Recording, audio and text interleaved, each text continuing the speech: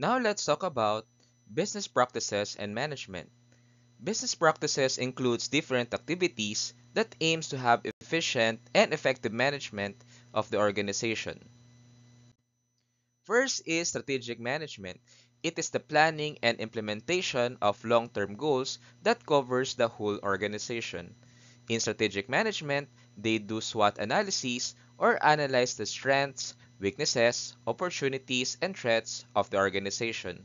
They also do competitive analysis to understand the competition in the industry.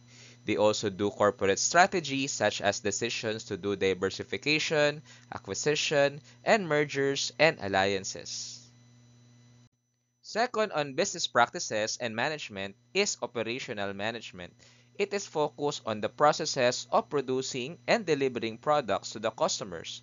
In operational management, they do supply chain management. It is basically managing flow of products from suppliers to customers. Another is lean management. It is the process of reducing waste and improving processes in the organization. Next is quality control. It is the process that ensures that the products meet the standards. And last, under operation management, is inventory management.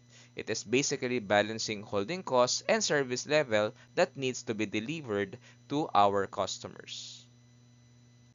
Third business practices is financial management. It is basically the management of the financial activities of the organization. In financial management, they do budgeting. It is basically allocating certain amount of money for its business activities. Another is financial reporting. It focuses on preparing financial statements that provides an overview on the financial status of the organization. Next is investment analysis. It is the assessment of the potential investments and projects of the organization. And last is capital structure. It is deciding the mix of debt and equity financing.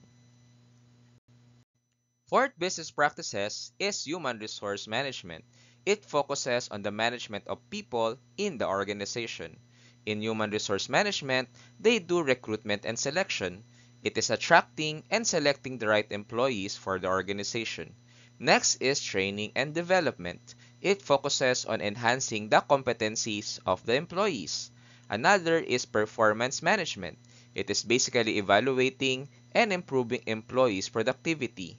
And next is compensation and benefits. It is designing and managing the benefits and career progression of the employees.